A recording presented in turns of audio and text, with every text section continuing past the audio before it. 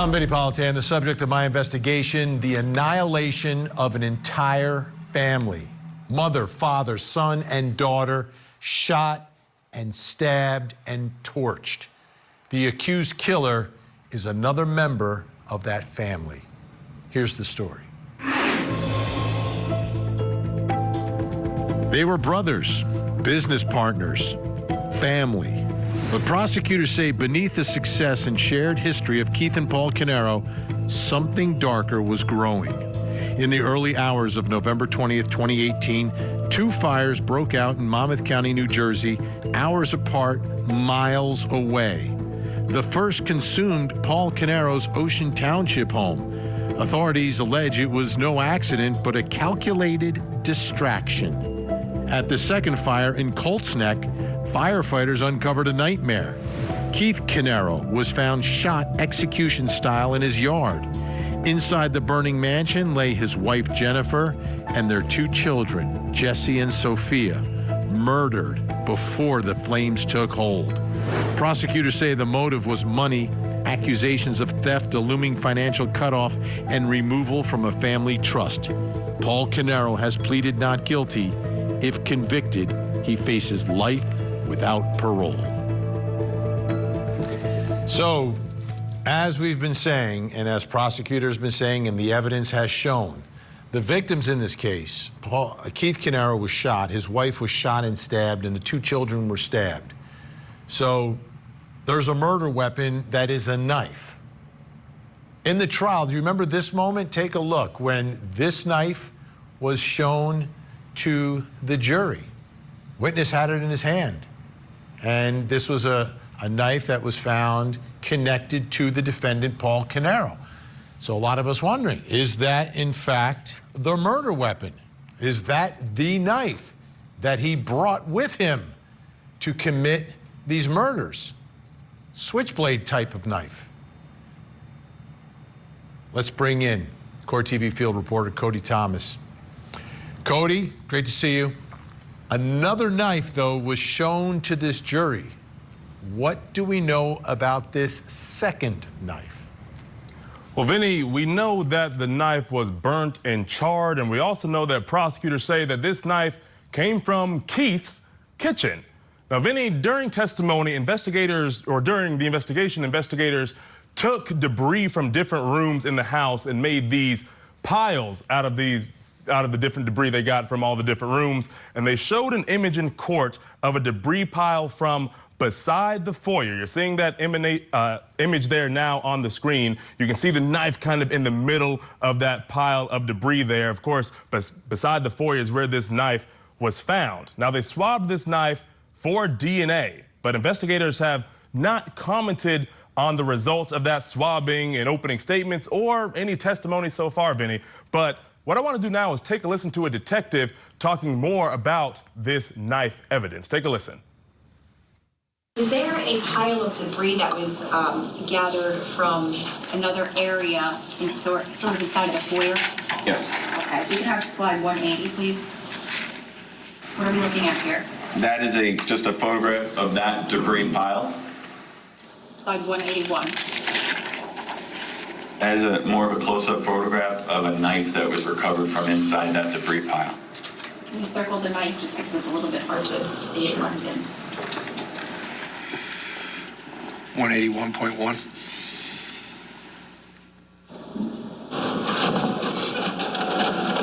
Slide 182. That is the same knife, but with evidence marker 14. Was that knife collected, packaged, and labeled? Yes. At the time, as you can see, there's a significant amount of debris caked onto one side of it. On the other side, it's more clean. So I basically documented each side with a scale, as you can see, but also swabbed the 4 different areas on the knife. The debris A marked the location of the blade that had debris on it. Well, Vinny, looking at those images, we can clearly see that this knife was involved in the fire. It was burnt up, it was charred. But how exactly did investigators determine that it came from Keith's kitchen, from the victim's kitchen? Well, Vinny, if we take a look inside the kitchen, we see a butcher's block, you know, a wood structure there containing all the knives, a bunch of other knives. This is where they say the knife came from. Now, the butcher's block had 17 knives, but 2 empty slots. And important to note, Vinny, it came up in testimony that there was also a knife laying there next to the butcher's block that investigators say fit into one of those slots. So really, it was only 1 empty slot left. And then you had this knife here that was found by the foyer. Now, the charred knife had the same markings on the handles as the other knives that were also in that butcher's block. And detectives say they believe that the charred knife would fit into the top middle row. Now, Vinny, what else is important about this kitchen area is that this is also where Jesse Caneiro's body was found. That is Keith's son, Paul's nephew. We saw part of his body in an evidence photo that we're looking at now. We've blurred out his leg and foot seen towards the left of that image there, of course, for graphic nature. That is where his body was found. You see blood spatter on those white drawers there in the kitchen. Vinny, what I want to do now is take a listen to prosecutors talk about Paul stabbing 3 of the 4 victims. Take a listen. Once Keith was out of the way, executed on the spot, no longer able to protect his family, the defendant then went inside his brother's house, a home he'd been in countless times before, a home you'll learn he knew like the back of his hand, a home where Keith's wife and children were.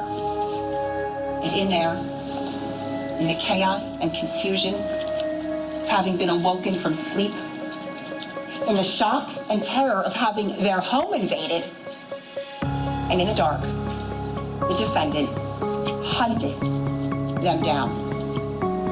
He stabbed his sister-in-law, Jennifer, multiple times in her back, her chest, and her abdomen, and he shot her in the head. He stabbed his nephew, Jesse, multiple times in his upper body and threw his arm into his chest. And he stabbed his niece, Sophia, 17 times over her entire 45-pound body, including deep stab wounds in her face and the top of her head. So, Vinny, we have this new knife, this new burnt-up knife. It's still unclear if this is the actual knife that was used in the stabbings, but it is strange that a knife was found near the foyer, not in the kitchen where one would naturally imagine a knife to be. Right, in the foyer, closer to 2 of the victims who were both stabbed. Okay, thanks, Cody. Cody's going to stick around the whole hour. Brings us to our first question tonight. I think this is an important one. Why would the killer use a kitchen knife? What does that tell us? Like, why, if this is the murder weapon, why, did you plan on using it? Why would you use a knife? You got a gun. Joining me, reporter for NJ Advanced Media. He's been reporting on this story for NJ.com, has been at the courtroom. Kevin Shea is back with us. Also with us, criminal defense attorney, former district attorney Matthew Mangino. Great to have you both here. Kevin, I want to try to flesh out some more of the facts here, or alleged facts, right? Through the testimony, whether the jury believes it or not. Are prosecutors saying that the plan was, in fact, to murder the whole family? Have they kind of established that, or we're not there yet? We're not really there yet. Like the report just said, what's interesting about this is that so far, I mean, this is the prosecution's case right now. It's and it's really been like a parade, as I've called it in some of my stories, a parade of evidence, physical evidence, photographs, actual evidence of, you know, everything they've collected from the 2 crime scenes. But they have yet to put a knife into Paul Caneiro's hand inside that house. And, you know, we have been hearing that there's going to be some more evidence coming through about DNA and about ballistics. So I'm thinking we might get a little more of an explanation at that point, when and where and how these weapons were allegedly used. But they haven't actually, you know, there hasn't been any direct testimony that has Paul, except for the opening statements, you know, that it hasn't been like a very detailed explanation of what he allegedly did inside that house, room by room, minute by minute. Matthew Mangino, why would the killer use a kitchen knife, right? If the plan is to wipe out the whole family, right? So no one inherits anything, he gets it all, or splits it with his brother Corey. Why? What does it tell you also about the use potentially, if this kitchen knife that we were shown today, that was found in the foyer near some bodies, is in fact the murder weapon? Well, what it tells me is, this is a depraved crime. I mean, this is, someone who allegedly, shoots his brother outside and then goes into the house and stabs his sister-in-law and stabs his niece and nephew, and does it in such a way that really, to me, it signifies rage or anger. 17 stab wounds on his little niece who weighed 45 pounds, multiple stab wounds to his nephew, multiple stab wounds to his sister-in-law. He's mad. He's enraged, and he's angry, and he's taking it out on his brother's children. At least let me ask you this, though, Matt. My argument. Matt, if you have a gun in your hand, right? Because he does shoot his sister-in-law in the head also, and also stabs her. So I'm trying to figure that out. But do you think there was a plan to use a knife from the house rather than bring your own knife? Or is this something in the moment? What are your thoughts? Well, I think it may be something in the moment, but it certainly signifies, rage or anger. Maybe the children are running and he has to physically grab them and physically, grab a knife to kill them, and do it in such a way that he's really expressing his outrage, his anger at his brother and his children and his wife. This is a similar to a problem that Alec Murdaugh had, because the killers in Alec Murdaugh's case didn't bring their own guns. And if it was some other person who came to kill the Murdaugh family, they used the Murdaugh's own guns on the Murdaughs. Like, killers show up with the weapons, but apparently, potentially, one of the weapons here. Kevin, have we heard anything about the gun malfunctioning or something No. wrong with the gun that maybe would cause a killer to have to use a knife? No, nothing about the gun misfiring. In fact, today there was some testimony about bullets they found at the scene. Some near Keith's body outside, some inside the house. And, I have not seen any testimony that says, the gun jammed or anything like that. But I do think it's interesting from listening to this that, it starts as a shooting outside, and then there's a victim who is shot and stabbed, and then the children are stabbed.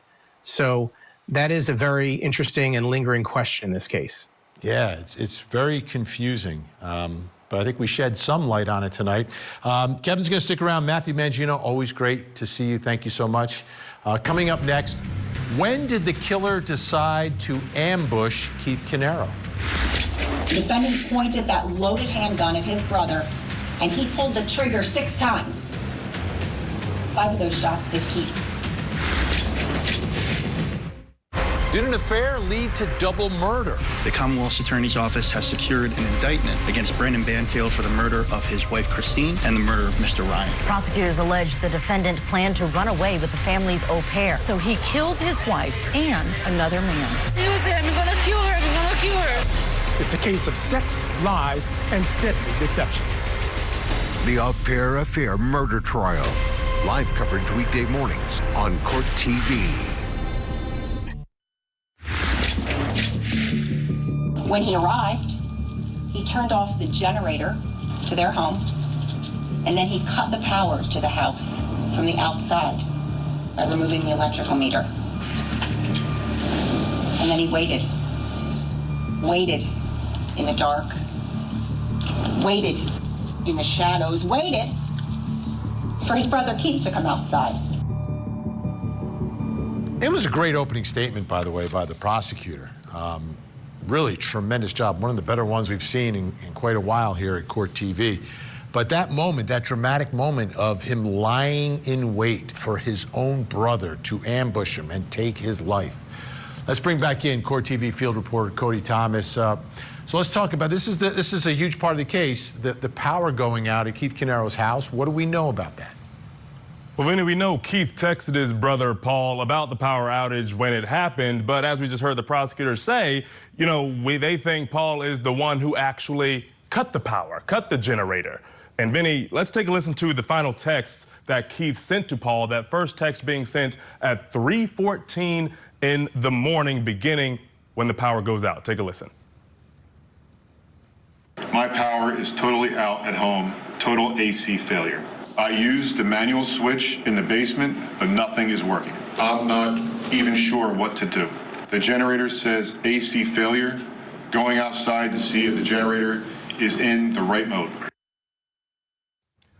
And Vinnie, that final text sent at 3:18 a.m., only 4 minutes after the first text was sent. Now, a neighbor testified that he heard 6 shots at 3:20 a.m., just 2 minutes after that final text was sent, and the 911 call from that neighbor came in at 3:33. So the timeline there is kind of lining up. But Vinnie, let's take a look at where Keith Caneiro may have gone outside his home to investigate this power outage, beginning at the electrical box on the side of his house. Now, we're looking at the electrical box. It's on an outside wall of the garage.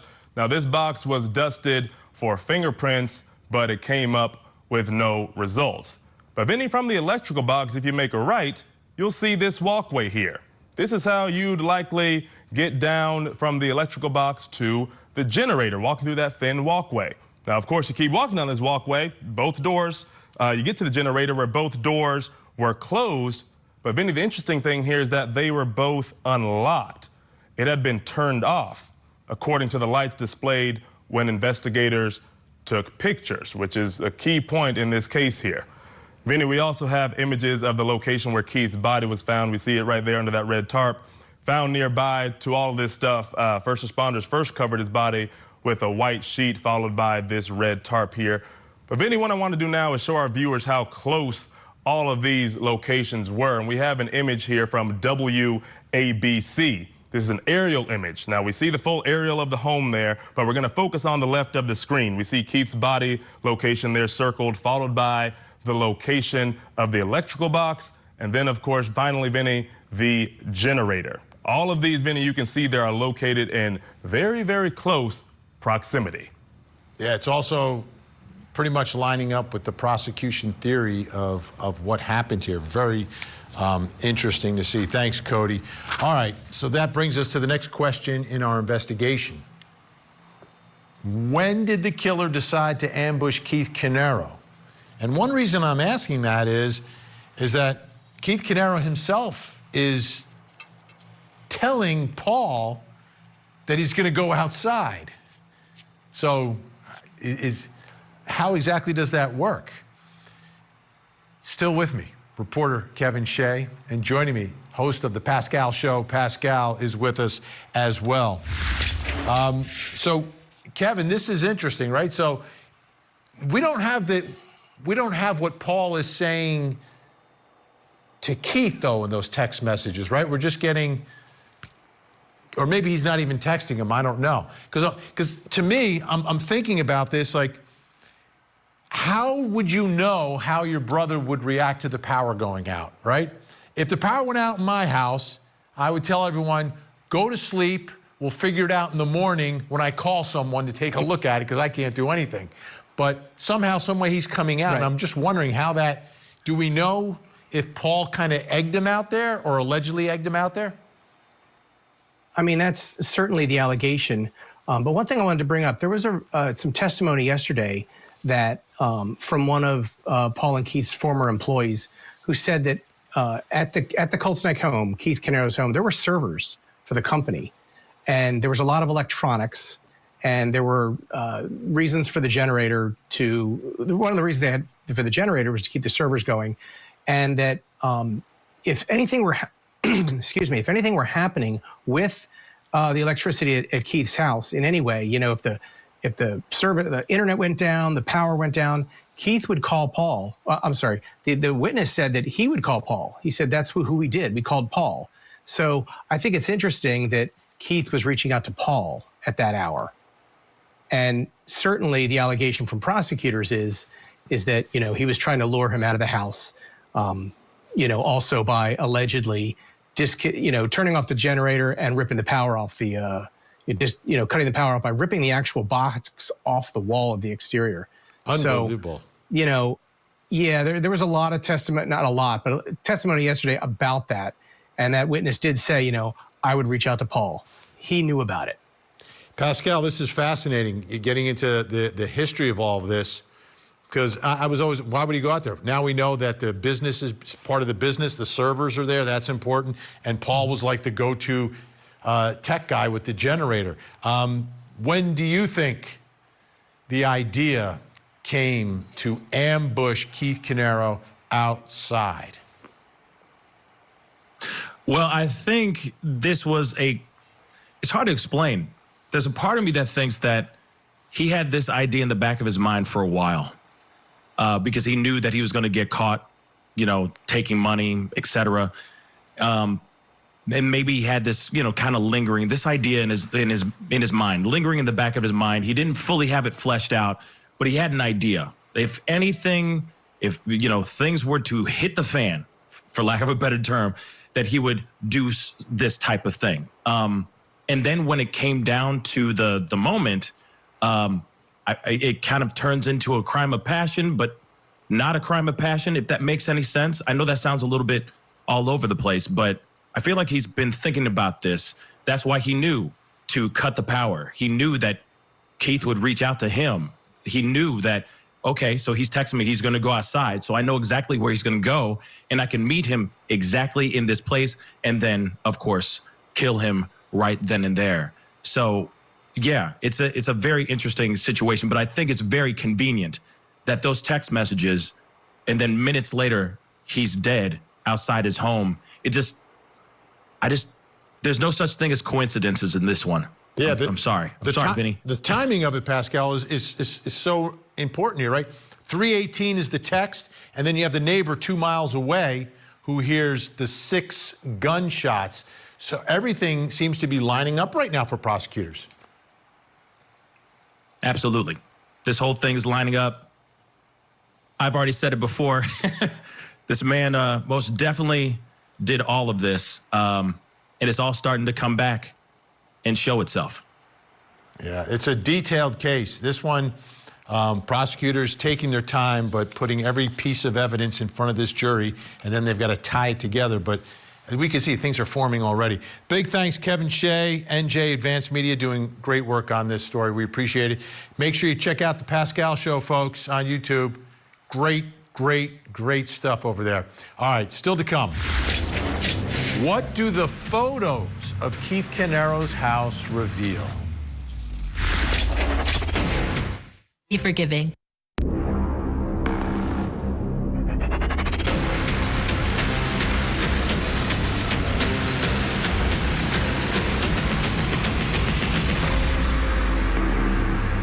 I'm Vinnie Politan. We continue our investigation of the murders of Keith Caneiro, his wife, and his children. Murdered with a gun and a knife. A brutal, bloody ending for this New Jersey family. And prosecutors say it was Keith Caneiro's own brother who did it. Here's the story. This is not just a murder trial. It's the collapse of a family under pressure.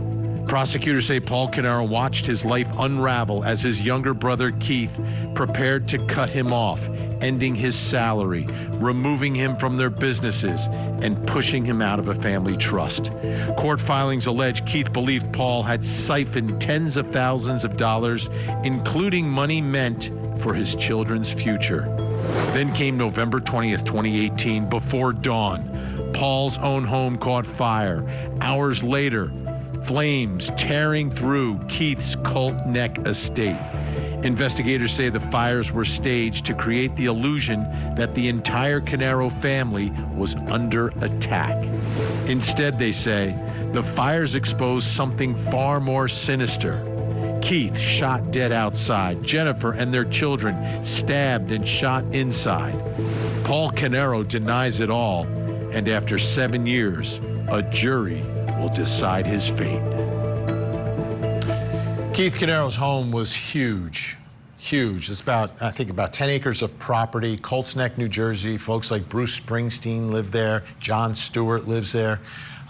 So it's a very exclusive town, and it's a big big house. There's a fire. There are 4 people murdered. There are at least 2 murder weapons, a very complicated scene. And again, further complicated by the fact that the fire was set and this house was torched. Let's bring back in Court TV field reporter Cody Thomas. Cody, let's get into the layout of Keith Caneiro's house. What can you tell us?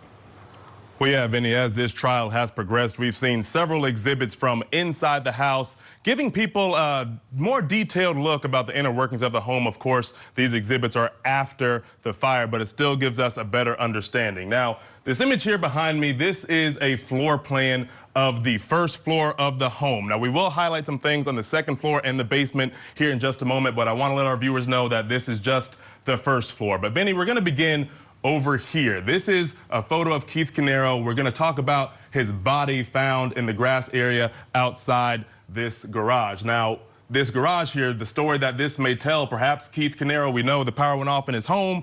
Maybe he was coming outside of this garage, and this was where he was met by his brother, Paul.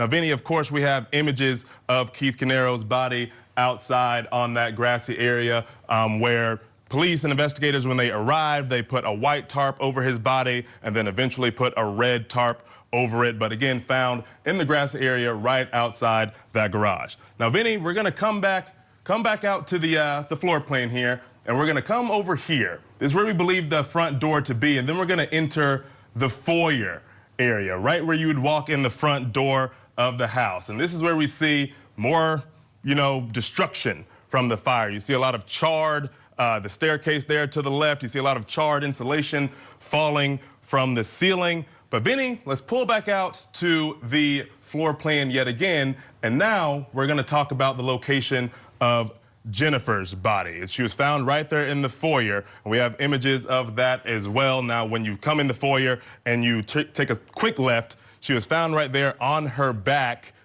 facing the stairs going down to the basement. And in those images there, Vinny, of the location of her body, you'll see what looks to be a yellow tarp. That is where it's believed to be Jennifer's charred body was lying underneath that yellow piece of fabric. So, Vinny, we come back out again to the graphic here of the first floor. Now we're going to talk about where Sophia's body was located. Right here near Jennifer's body. You come up these stairs, up a little bit, her body was found on the landing. And we have images of that as well. And you look at those images, you see a lot of rubble there. It looks to be like a sort of glass situation there in the back, a lot of busted glass on that flat floor there. You can still see that this fire really ate this house from the inside out. Things were really burned. It was really eating away as this fire was burning. So, Vinny, we pull back out to the graphic again. Now we're going to go up on the second floor. Again, this is just the first floor, but you go up these stairs over here in this area. This is where we're going to get to Sophia's bedroom and the master bedroom. And when we look at Sophia's room, Vinny, we have images of that. What's interesting about that image off to the left of the screen, you can see what looks to be Sophia's name kind of charred into the wall there. It's just real eerie, given that this is this little girl's bedroom. And then, Vinny, of course, we see the master bed there burnt again with a lot of insulation, a lot more fire damage to that room. Now, Vinny, we're going to come back down the stairs again. We're going to go all the way down to the basement. Now, we have images of that, and this is important because this is where a lot of the fire damage was, a lot of the more extreme fire damage, because this is where investigators say Paul Caneiro started the fire inside a storage closet. And, Vinny, if you look at the images on the screen, you could see a lot more blackening of the walls and the wood, or what used to be walls there. The drywall just no longer exists. You see a lot of wiring falling from the ceilings where the wires would be in the ceiling or in the walls, a lot of insulation falling out, a lot of serious fire damage, again, because that's where investigators say they believe Paul started this fire. So, Vinny, we come back out, and now we're back on the first floor yet again. We're going to come in right here. This is the foyer area, and then we're going to talk about this image of the hallway leading into the game room. Of course, Vinny, we have an image of that. Just more fire damage again. It looks like this fire really wreaked havoc all the way through this house. And as you look at this image, you look down towards what looks to be open window. Maybe these windows busted. You can see the sunlight coming through them, but that is an image of the burnt hallway going into the game room. So, Vinny, we come back out here. So we're over here in the game room. We come back down this hallway, and now we go past the foyer, and we enter the kitchen. Now, what's important about this kitchen? We see Jesse Caneiro's photo right here. This, of course, is where Jesse Caneiro's body was found, Vinny. And of course, we have images of that. We have blurred out where Jesse's leg and foot was shown in the exhibits in court for obvious graphic reasons. But Vinny, you can look at some of the white drawers on the countertops there in the kitchen. You see a blood stain there, and it's, you know, it leaves one to think, what story could those blood stains have told? Was Jesse running away from Paul? Was he stabbed lying on the ground? Was he fighting back as just a young, I believe, 8-year-old child fighting against a grown man? We don't know, but still just a very horrendous thing for these two children to be stabbed to death by their own uncle. So, Vinny, we've weaved our way through the house, and we're going to end over here. I'm going to put a little arrow right here. It isn't labeled, but this is where, in this general area, this is where the back patio would have been. So we've gone through the house. We're going to come outside to the back patio. We have an image of that, Vinny. And if you look at the image of the back patio, you'll see an orange cone in the middle of that image. And this orange cone is an evidence marker, Vinny, an evidence marker that investigators put down marking an unspent round that they found on that back patio. So a round, a shell casing that wasn't fired from a gun, but who knows, maybe Paul Caneiro was coming around here and then he dropped a bullet on the back patio. We still don't know. We'll have to figure that out as this trial progresses. But Vinny, that is the home tour, of course, the home following the destruction of that fire. But we've highlighted the different rooms. We've highlighted all the different locations of the victims. Just another horrendous, horrendous crime here, Vinny. All right, Cody, thanks so much. Appreciate all your help tonight. That brings us to the next question in our investigation, and it's about what Cody just showed us. What do the photos of Keith Caneiro's house reveal here? Joining me, true crime podcaster from Hidden Killers with Tony Bruschi. Tony Bruschi is here, and New Jersey trial attorney Crystal Pettiford. All right, Crystal, I'll start with you. What story are these images and powerful images that the jury is seeing of Keith Caneiro's home? You can see the extremity of the fire that was caused on that night. And the story the home tells is basically walking you through what the prosecutors described in their opening statement. It's showing the layout of the bodies, where they think the initial killing was done outside, how it almost paints the picture of Jennifer Caneiro coming to the foyer area to kind of see what was going on and probably running down the stairs as she became to realize what happened. And the smearing of the blood obviously leads you to believe that the little boy was trying to get away as well. It creates a visual picture of a very horrific crime scene. Tony Bruschi, how about for you? What are you taking away from all these images inside and outside of that home? What you have is the aftermath of pure evil. That's what those photos reveal. You're looking at a kitchen floor covered in blood, but it's not about where it is, it's how it moves around the island towards the foyer, towards the front door, a handprint on one surface, a finger drag on another. It's not the aftermath of an attack. It's a trail. That's an 11-year-old boy trying to crawl out of his own house. And then you get to the basement. You see the origin point, a storage closet, the cut Verizon line, broken bottles. That photo shows us preparation for a fire that was supposed to destroy everything. And then on the front lawn, Keith face down, hoodie over his head, a man who tried to run and didn't make it 3 steps. These photos were supposed to be ashes. The whole house was supposed to be gone, but the fire failed. So if it is him, the photos show the evil and depraved soul of Paul Caneiro in a way that nothing else possibly could. Crystal, I'm curious about the unspent casing that was found on that patio outside, and I'm wondering if prosecutors will have a theory about it. And I'm still really stuck on this one issue of the knife, right? The knife. And today the jury was shown a charred knife that came from the kitchen, is found in that foyer that we just saw. We've got a gun, unspent casing outside. What is going through the mind of the killer here? it's like the killer's all over the place. Perhaps he was on the patio loading the weapon initially and somehow walked around along the side of the house. The knife, to me, indicates that perhaps he either ran out of bullets or just didn't anticipate encountering the children. It's hard to see what would be in the mind of a brother accused of killing his own brother and his family. Like, what he could have been thinking using a knife, and every time he decided to stab the kids, what was going through his mind. It creates a very gruesome scene, and it's hard to even fathom how one could even think of doing such a thing. Yeah, and Tony, you know, the killer has time to reflect as they're taking life after life after life after life. And this is different than the Idaho 4. The allegation here is that the killer is a member of the family, not some psychotic stranger. Yeah.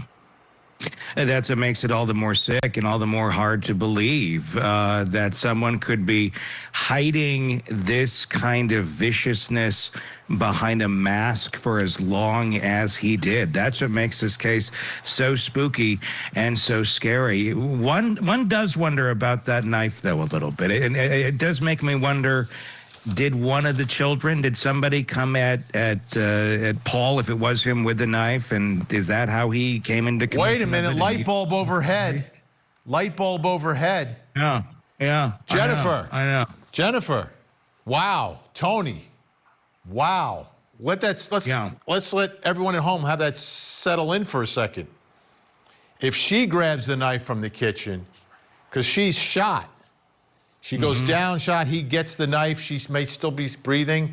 Now he's got the knife in his hand.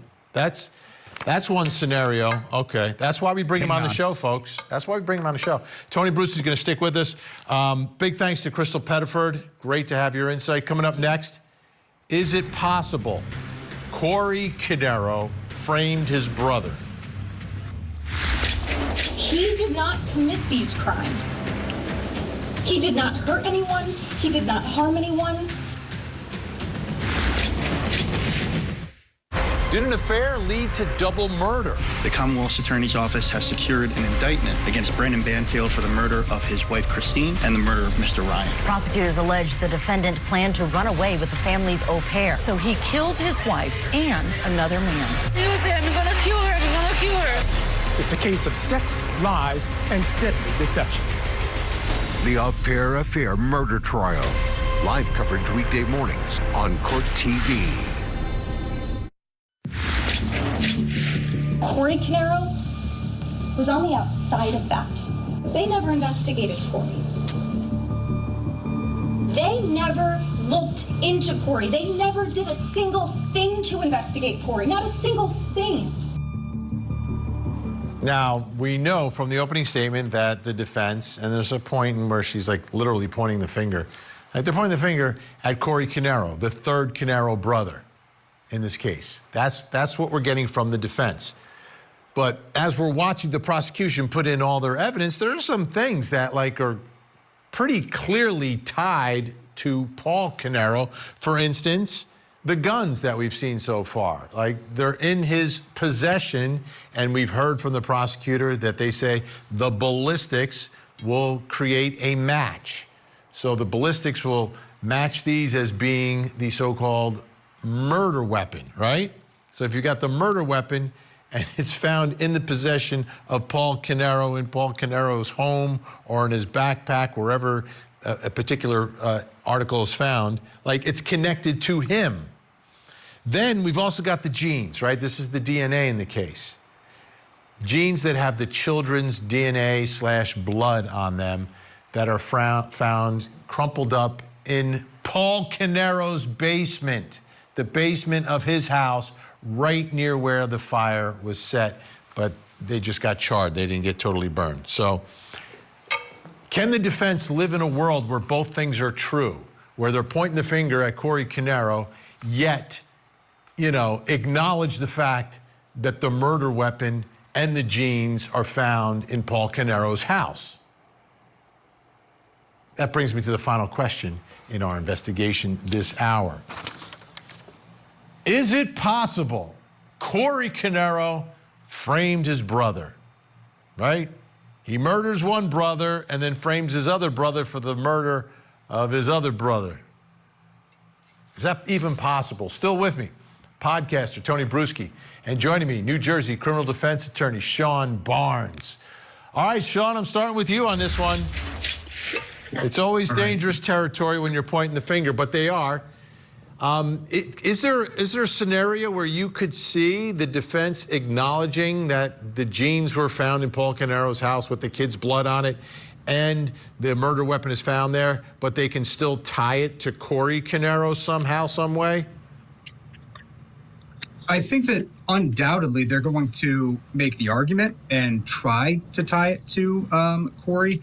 I only think that makes sense, and I only think that they can do that by trying to allege somehow that he planted it, somehow that the gun was planted, as well as the jeans. I think, coming back to it full circle, though, there's other pieces of evidence in this case that are just irrefutable. And I think that those are going to be some of the pieces that the defense is going to have to deal with, outside of just pointing to Corey to say he planted certain items of evidence in the house. Yeah, Tony Bruschi, so far the only thing I've heard in testimony, and it was very quick, about a neighbor seeing two people with flashlights. We don't know who they are, these mysterious figures. Do you think it is possible that Corey Caneiro framed his brother? To a reasonable degree, to a reasonable degree of podcaster certainty.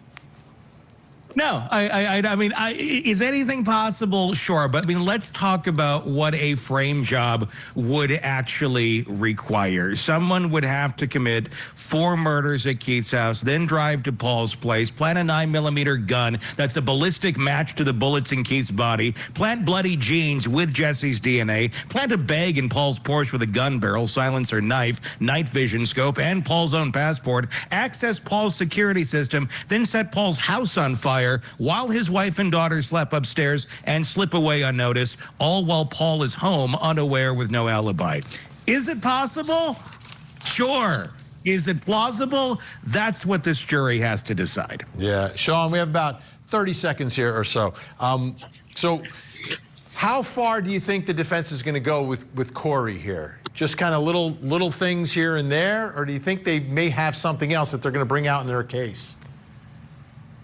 I mean, keep in mind that, the defense does not necessarily have to prove anything. They just have to inject reasonable doubt into the case. So I think that that's what they're really going to be trying to do here. They have to play the hands they're dealt to a certain extent. So I think that's what they're doing with Corey. But even beyond the evidence that they have to overcome, the frame job doesn't make sense. Why would somebody who's planting evidence intended to frame somebody place it in an area where it's likely going to be lit on fire and then burn it and in essence destroy the evidence? I mean, it kind of defeats the whole purpose of a frame job. It does. It does. Sean Barnes, great to have you on. Tony Bruschi, Hidden Killers with Tony Bruschi. Make sure you download it and check it out, folks. Now, in the Karen Reed trial, a large portion of the country, many of you watching right now, believe Karen Reed was framed. And in the end, the jury did send her home. That's the only time I can remember in the hundreds and hundreds of murder trials I've covered where that type of defense has ever been successful. I doubt we will see that type of lightning striking again in New Jersey. I'm Vinnie Politan. We'll keep digging for answers as the investigation continues.